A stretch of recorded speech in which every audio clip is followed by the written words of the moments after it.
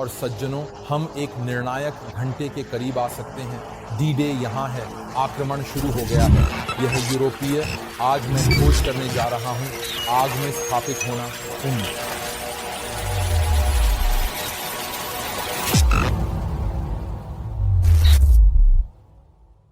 पहले कुछ संदर्भ।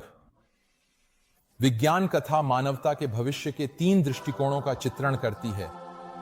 पहले एक निराशाजनक भविष्य है जहां मानवता के सभी लोग गुलाम हैं, क्योंकि मानव आत्मा एक तानाशाही शासन के बोझ तले कुचली जाती है, जो मानव बीइंग्स को एक विशाल तकनीकी बंजर में केवल गियर में बदल देती है। दूसरा एक समान रूप से निराशाजनक भविष्य है जहां मानवता भी गुलाम है, लेकिन अधिकारी शक्तिशाली औषधियों के साथ सामूहिक मीडिया का उपयोग करते हैं, जनता को इस तरह से नशा करना कि वे अपनी स्थिति को स्वतंत्रता, आनंद और सुख के रूप में देखें। फिर भविष्य का एक तीसरा दृष्टिकोण है, शायद सबसे भयानक, जहां मानव जाति अब मौजूद नहीं है, क्योंकि तकनीक ने अंततः मानव शरीर और यहां तक कि मानव मन को अप्रचलित बना दिया है। पुरुषों और महिलाओं के बजाय दुनिया रोबोट, एंड्रॉयड और बिना शरीर के साइबर मानवों से भरी हुई है। हमारी वर्तमान वास्तविकता आधुनिक दुनिया में इन निराशाजनक भविष्य में से न तो 1 या 2 बल्कि सभी 3 का एहसास है। हमें बताया जाता है कि वर्तमान वर्ष शायद परिपूर्ण नहीं है, लेकिन यह मानव इतिहास के किसी भी अन्य समय से कहीं बेहतर है।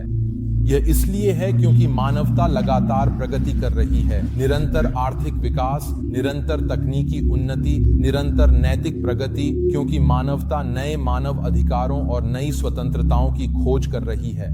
नवीनतम सामाजिक न्याय अभियानों में समर्थन प्राप्त करने के लिए मनुष्य अब इतिहास के किसी भी समय की तुलना में बेहतर स्थिति में है, या ऐसा हमें बताया जाता है। लेकिन वास्तविकता क्या है? आधुनिक व्यक्ति के जीवन के बारे में सोचें। जिस क्षण वह पैदा होता है से लेकर जिस क्षण वह मरता है, आधुनिक मनुष्य खुद को संस्थागत पाता है। वह एक संस्थान में पैदा होता है जो राज्य द्वारा संचालित होता है, अस्पताल। जैसे ही वह दुनिया में आता है, वह बड़ा हो जाता है। चिकित्सा पेशेवरों द्वारा पकड़ा जाता है, उसका वजन और माप लिया जाता है और उसे इंजेक्ट किया जाता है। 1 या 2 दिन बाद वह उस संस्थान को छोड़ सकता है, लेकिन अनुमान लगाइए क्या? उसकी माँ एक मजबूत स्वतंत्र महिला है जिसे अपने खर्चे पूरे करने के लिए एक नीरस नौकरी करनी पड़ती है। आंकड़ों ये सबसे अधिक संभावना है कि वह एक एकल माँ है और उसके पास नए बच्चे की मदद के लिए कोई पति या प्रतिबद्ध परिवार नहीं है। इसलिए बच्चे को दिन के अधिकांश समय डेकेयर, एक और संस्थान में जाना पड़ता है जहां अधिक पेशेवरों के बीच होता है। 4 साल की उम्र में उसे एक और संस्थान, राइड स्कूल में स्थानांतरित किया जाता है, जहां अधिक पेशेवर सुनिश्चित करते हैं कि उसे सही तरीके से शिक्षा मिले। दिन में 8 घंटे, सप्ताह में 40 घंटे उसे राज्य द्वारा निर्धारित पाठ्यक्रम दिया जाता है, यह सुनिश्चित करते हुए कि वह एक आज्ञाकारी नागरिक और एक आज्ञाकारी उपभोक्ता बन जाए। वह बड़ा होता है, न्यूयॉर्क कॉलेज जाता है, एक और संस्थान जो उसे एक उत्पादक नागरिक बनने के लिए प्रशिक्षित करने के लिए है, जो सही विचार सोचता है, सही विश्वासों पर विश्वास करता है। स्नातक होने के बाद वह छात्र आड़ में हजारों डॉलर चुकाने के लिए डिसेस्परेटली नौकरी की तलाश करने की उम्मीद कर सकता है। यदि वह अध्ययन के क्षेत्र में नौकरी नहीं ढूंढ पाता है, तो वह हमेशा साधारण काम पा सकता है। यदि वह भाग्यशाली है, तो वह कॉर्पोरेट चूहा दौड़ में लगे वेतनदास के रूप में जैकपॉट जीत सकता है।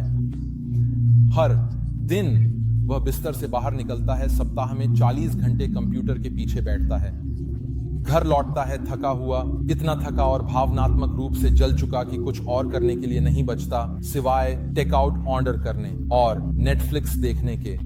शायद वह शादी कर लेता है, शायद 1 या 2 बच्चे हो जाते हैं, लेकिन वास्तव में इसका क्या मतलब है? वे अपने परमाणु जीवन के अधिकांश जागते घंटों के लिए अपनी संस्थागत अस्तित्व में बंद हैं। तो वह इस तरह काम करता है, वह 40 साल तक इस तरह काम करता है, केवल रिटायर होने के लिए। संभावना है कि तब तक वह तलाकशुदा हो चुका है, उसके बच्चे बहुत पहले आगे बढ़ चुके हैं, उसे अपने जीवन के अंत में अकेले बिताना पड़ता है, शायद एक नर्सिंग होम में, अंतिम संस्थान। तो जन्म से लेकर मृत्यु तक उसके जीवन का लगभग हर क्षण एक राज्य या कॉर्पोरेट संस्थान द्वारा मध्यस्थता किया गया, या शायद वह अकेले रहने के लिए समाप्त हो जाएगा और जब वह अपने अपार्टमेंट में मरेगा तो कोई नहीं जानेगा। उसके पास कोई परिवार नहीं है जो उसे मिलने या उसकी देखभाल करने आए। और जब वह मरेगा तो यह केवल कुछ महीनों बाद स्पष्ट होगा, जब उसके सड़ते शव की बढ़ती दुर्गंध उसके अपार्टमेंट बिल्डिंग के हॉल में फैलने लगेगी और फिर एक बार फिर एक कॉरपोरेशन को उसके सड़ते अवशेषों को नष्ट करने के लिए बुलाना होगा।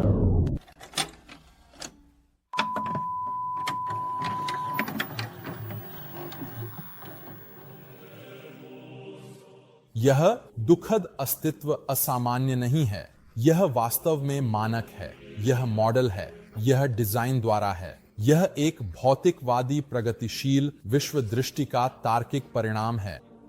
आखिरकार भौतिकवादियों के अनुसार असली खुशी किसी कल्पित परलोक में वादे किए गए स्वर्ग में नहीं मिलती। यह जीवन ही हमारे पास है और भौतिक शरीर ही एकमात्र अस्तित्व में है। इस प्रकार जीवन का अर्थ वास्तव में शारीरिक सुखों को अधिकतम करना और दर्द और मेहनत को कम करना है। और इस दर्शन के अनुसार सुख को अधिकतम करने और मेहनत को न्यूनतम करने का सबसे अच्छा तरीका, एकमात्र तरीका वस्तुओं और सेवाओं से है। लोगों को अधिक भोजन, अधिक मनोरंजन, अधिक गैजेट्स दें, अधिक तकनीक और अधिक स्वचालन का उत्पादन करें जो जीवन को अधिक सुविधाजनक बनाएगा। अधिक अधिक अधिक जितनी अधिक वस्तुएं और सेवाएं लोगों के पास होंगी, वे उतने ही खुश और स्वतंत्र होंगे। एक साल आपके पास बुनियादी कारें हैं, अगले साल कारें पावर स्टीयरिंग के साथ अधिक उन्नत हो जाती हैं और अगले साल वे एयरबैग और ब्लूटूथ और जीपीएस के साथ और भी अधिक उन्नत हो जाती हैं। और इसी तरह जब तक आपके पास एसवर्ड ड्राइविंग कारें नहीं हो जाती, उत्पाद बेहतर और अधिक प्रचुर होते जाते हैं। यह प्रगति है। क्लासिकल लिबरल विचारक और प्रारंभिक अर्थशास्त्री जैसे John Locke, John Stuart Mill, Jeremy Bentham और एडम स्मिथ, वे सभी प्रगतिवादी हैं। वे सभी सहमत थे कि मानव खुशी अधिक वस्तुओं और सेवाओं से जुड़ी हुई थी और अधिक वस्तुएं और सेवाएं अंततः मानव स्वतंत्रता, समानता और अंततः यूटोपिया लाएंगी। कम्युनिस्ट विचारक भी अलग नहीं थे। वास्तव में भौतिकवादी दर्शन के रूप में कम्युनिज्म पूरी तरह से सहमत है कि मानव खुशी और स्वतंत्रता केवल अधिक से अधिक वस्तुओं और सेवाओं से ही आ सकती है। कम्युनिस्ट केवल अपने लिबरल समकक्ष से इस बात पर असहमत होता है कि उन वस्तुओं और सेवाओं को प्राप्त करने और वितरित करने का सबसे अच्छा तरीका क्या है, लेकिन अंतर्निहित भौतिकवाद वही है। क्या निरंतर उपभोग स्वतंत्रता और खुशी की ओर ले जाता है? बिल्कुल। खुशी के कुछ पहलुओं को उपभोक्ता शब्दों में रखा जा सकता है, जैसे भोजन, आश्रय, जीवन की बुनियादी आवश्यकताएं, लेकिन अधिकांश मानव खुशी उत्पादों पर निर्भर नहीं करती। वह खुशी जो विपरीत लिंग के साथ एक प्रेम पूर्ण और प्रतिबद्ध संबंध से आती है, वह खुशी जो एक प्रेम पूर्ण परिवार और समर्पित बच्चों के साथ बड़े होने से आती है, वह खुशी जो अन्य मानव बीइंग्स के साथ एक पहचान साझा करने से आती है, जो एक उच्च उद्देश्य की खोज के चारों ओर केंद्रित होती है।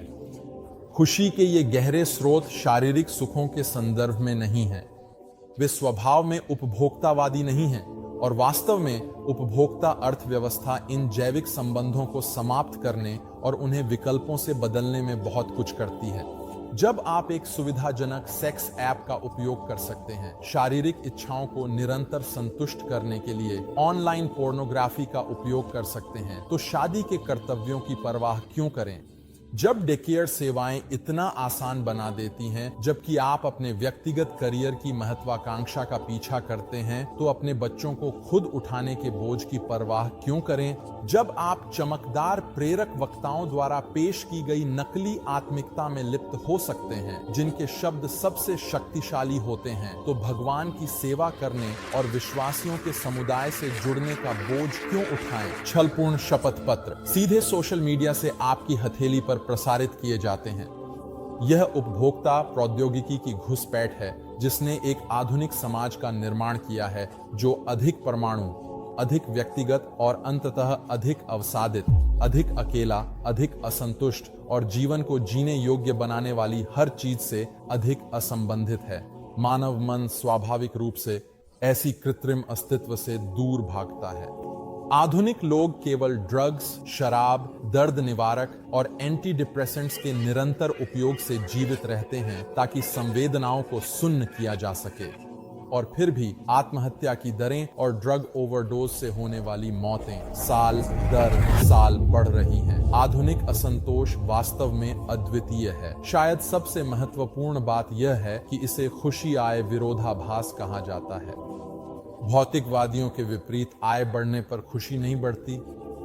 जब दुनिया के दर्जनों देशों में खुशी के स्तर और आय के स्तर को लंबे समय तक ट्रैक किया जाता है तो यह स्पष्ट हो जाता है कि अधिक भौतिक धन अधिक खुशी के बराबर नहीं है। लेकिन अन्य अध्ययन एक अंधेरा जी चित्र प्रस्तुत करते हैं। एक बार जब बुनियादी आवश्यकताएं पूरी हो जाती हैं तो एक व्यक्ति की खुशी का संबंध उसकी सामाजिक रैंक और सापेक्ष स्थिति से होता है। दूसरे शब्दों में, आप दूसरों की तुलना में कितने अमीर हैं। अनुसंधान से पता चलता है कि सापेक्ष धन और स्थिति लोगों की खुशी में एक प्रमुख भूमिका निभाते हैं।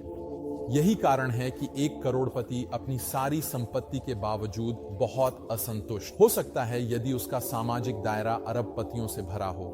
और क्यों एक अरबपति बहुत असंतुष्ट महसूस कर सकता है यदि उसका सामाजिक दायरा मेघा अरबपतियों से भरा हो। एक व्यक्ति अपनी संपत्ति को लगातार बढ़ा सकता है, लेकिन यदि उसके चारों ओर के लोग अपनी संपत्ति को तेजी से बढ़ा रहे हैं तो वह समय के साथ कम खुश होता जाएगा। इस घटना को सापेक्ष आय परिकल्पना कहा जाता है।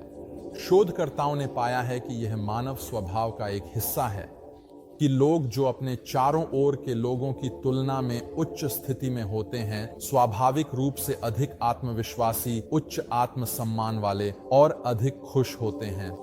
यह पशु साम्राज्य में भी देखा जाता है। इसके विपरीत जिनके पास निम्न सामाजिक स्थिति होती है उनमें अवसाद, तनाव, पैरानोइया और मानसिक बीमारी के उच्च स्तर होते हैं। इसका हमारे लिए खुशी और अर्थव्यवस्था के बीच संबंध को समझने पर बड़ा प्रभाव पड़ता है। यदि लोगों की खुशी इतनी निकटता से सापेक्ष स्थिति से जुड़ी है तो एक लगातार बढ़ती आधुनिक अर्थव्यवस्था खुशी के मुकाबले निराशा का अधिक स्रोत है। बस बढ़ती हुई धन असमानता की वास्तविकता पर विचार करें, जहां दुनिया की 1% जनसंख्या दुनिया की 50% संपत्ति की मालिक है। अमीरों और गरीबों के बीच का अंतर आधुनिक समय में बिल्कुल अभूतपूर्व है और सापेक्ष आय परिकल्पना के कारण इसका मतलब यह भी है कि असंतोष और अवसाद के स्तर भी अभूतपूर्व हैं। और कहावत के अनुसार जख्म पर नमक यह है कि मीडिया प्रौद्योगिकियों जैसे टीवी और सोशल मीडिया अमीरों और प्रसिद्ध लोगों के जीवन को दर्दनाक विवरण में प्रदर्शित करती हैं, जो 99% लोगों के मन में सापेक्ष अभाव की भावना को और बढ़ा देती हैं, जिससे वैश्विक स्तर पर असंतोष और अवसाद होता है। इस विरोधाभास पर विचार करें। विकासशील देशों के लोग पिछले सदी में वास्तव में निरपेक्ष रूप से अधिक अमीर हो गए हैं, लेकिन बढ़ती संपत्ति के बावजूद उनकी कुल खुशी में कमी आई है। ऐसा कैसे हो सकता है? इसका कारण यह है कि वे खुद को गरीब के रूप में अनुभव करते हैं। क्यों? क्योंकि पश्चिमी आर्थिक विकास की तुलना में वे उसी सदी में तुलना में गरीब हैं। उदाहरण के लिए उपनिवेशवाद और पूंजीवाद ने बिना किसी संदेह के मुस्लिम दुनिया और विकासशील दुनिया को भौतिक रूप से पहले से अधिक अमीर बना दिया है। लेकिन कुल मिलाकर विकासशील दुनिया के लोग इन सभी देशों में गरीब महसूस करते हैं और कम खुश महसूस करते हैं। क्यों? क्योंकि अतीत में उनकी संपत्ति यूरोप के समान या उससे भी अधिक थी। लेकिन भले ही उनके पास अब अतीत की तुलना में अधिक निरपेक्ष संपत्ति है, पश्चिम की तुलना में उनकी सापेक्ष स्थिति गिर गई है। उपनिवेशवाद और अन्य कारकों के कारण पश्चिम ने कहीं अधिक तेजी से धन अर्जित किया, जिससे एक अजेय धन अंतर पैदा हुआ। यह वैश्विक असमानता गरीब देशों के लिए बहुत सारी असुख, पैरानोइया और अवसाद उत्पन्न करती है, और उसी तरह यह समृद्ध देशों के लिए बहुत सारी खुशी और संतोष उत्पन्न करता है, जो दूसरों से ऊपर होने पर अच्छा महसूस करते हैं। लेकिन क्या समृद्ध और गरीब देशों के बीच का धन अंतर वास्तविक है? क्या यह वास्तव में अजेय है? क्या विकासशील देश अंततः पश्चिम के साथ बराबरी नहीं कर सकते और समान धन और स्थिति का आनंद नहीं ले सकते? क्या एक पूंजीवादी वैश्विक अर्थव्यवस्था सभी के लिए एक निष्पक्ष खेल का मैदान नहीं प्रदान करती? उत्तर एक जोरदार नहीं है। जिन बातों की ओर सिद्धांतकारों जैसे इमैनुअल वॉलरस्टीन और थॉमस पिकेटी ने इशारा किया है वह यह है कि उदारवादी पूंजीवादी मॉडल संरचनात्मक असमानता का ध्यान नहीं रखता। इसका कारण कि जनसंख्या का 1% 50% विश्व की संपत्ति का मालिक है, एक बढ़ती हुई संपत्ति की खाई में केवल मेहनत और दृढ़ता नहीं है। इसका कारण कि पश्चिमी देशों के पास पिछले कुछ शताब्दियों में अत्यधिक अधिक संपत्ति रही है और उन्होंने बाकी दुनिया पर अत्यधिक अधिक नियंत्रण रखा है, केवल प्रतिभा नहीं है, बल्कि वैश्विक पूंजीवाद में एक स्पष्ट संरचनात्मक असमानता है जो अन्य देशों को पश्चिम के साथ आगे बढ़ने से रोकती है। सामाजिक विज्ञानी इमैनुअल वॉलरस्टीन इस तथ्य की ओर इशारा करते हैं कि क्योंकि तकनीकी क्रांति पश्चिम में शुरू हुई, वे बहुत सारा पूंजी जमा करने में सक्षम हुए। इस पूंजी का उपयोग करते हुए वे अनुसंधान और विकास R&D में अन्य देशों की तुलना में अधिक निवेश करने में सक्षम हुए, जिससे अधिक नवाचार, बेहतर उत्पाद और अधिक उच्च तकनीकी उत्पाद बने। अन्य देश इसके साथ प्रतिस्पर्धा नहीं कर सके और इस प्रकार वे पश्चिम की तुलना में एक निम्न तकनीकी अर्थव्यवस्था में बंद हो गए, जहां वे निम्न मार्जिन, निम्न तकनीकी सामान और कच्चे माल का उत्पादन कर रहे हैं। इस बीच पश्चिमी देश बेहतर उच्च तकनीकी सामान बनाते हैं और उन्हें उच्च मार्जिन पर बेचते हैं, जिससे अधिक लाभ होता है, जिसे वे अधिक अनुसंधान और विकास, अधिक नवाचार में निवेश कर सकते हैं और यह दुष्चक्र जारी रहता है। यह एक संरचनात्मक असमानता है जो अन्य देशों को आगे बढ़ने से रोकती है। आधुनिक प्रगति और निरंतर आर्थिक विकास का आश्चर्य वास्तव में एक आधुनिक दुःस्वप्न है जो दुनिया की अधिकांश जनसंख्या को निरंतर हीनता की स्थिति में रखता है। क्या मानवता को स्वतंत्र रूप से जीना नहीं चाहिए? शायद स्वतंत्रता ही यहाँ समस्या है। अंतहीन प्रौद्योगिकी और अंतहीन उपभोग का पूरा उद्देश्य हमें अधिक से अधिक स्वतंत्रता देना है। हमारे पूर्वजों की असुविधा और निरंतर मेहनत की जिंदगी अब नहीं रही। अब हम सभी आवश्यकताओं, भोजन, आश्रय, सेक्स, मनोरंजन के साथ आराम से जी सकते हैं, जो सचमुच एक बटन के स्पर्श पर उपलब्ध है। और अगर बटन दबाना बहुत कठिन है तो बस वॉइस कमांड दें। लेकिन यह भी पर्याप्त नहीं है। यह भी संभवतः सबसे सुविधाजनक नहीं है। अगर मस्तिष्क में चिप्स लगाए जा सकें ताकि हम अपने विचारों से पिज्जा ऑर्डर कर सकें, लेकिन फिर हमें भोजन चबाना होगा। ये काफी मेहनत है। क्या होगा अगर हम बस पिज्जा के पोषण को अपने शरीर में स्वचालित रूप से इंजेक्ट कर सकें और फिर पिज्जा का आनंद लेने की संवेदनाओं का आभासी अनुकरण कर सकें? लेकिन फिर पहले स्थान पर एक भारी शरीर को हमारी स्वतंत्रता को सीमित करने की अनुमति क्यों दें? क्यों ना अपने शरीर को तकनीकी रूप से उन्नत करें, या बेहतर यह अपने शरीर को पूरी तरह से छोड़ दें और अपनी चेतना को क्लाउड में अपलोड करें ताकि हम निरंतर साइबरनेटिक आनंद की स्थिति में रह सकें। क्या यह स्वतंत्रता का तार्किक अंत नहीं है? स्वतंत्रता को उसके पूर्ण संभावनाओं में महसूस करना। लेकिन निश्चित रूप से यह स्वतंत्रता का मतलब होगा कि कोई मानव शरीर नहीं होगा, और कोई मानव शरीर नहीं होने का मतलब है कि किसी और की गर्म गले लगाने का नरम स्पर्श नहीं होगा, सूर्यास्त को देखने का कोई और मौका नहीं होगा, बारिश की खुशबू नहीं होगी, आपके बच्चों की खुशी भरी हंसी में आनंद लेने का कोई मौका नहीं रहेगा। जैसा कि हम मानव जीवन को जानते हैं, मानव जाति का विलुप्त होना, क्या कोई और रास्ता है?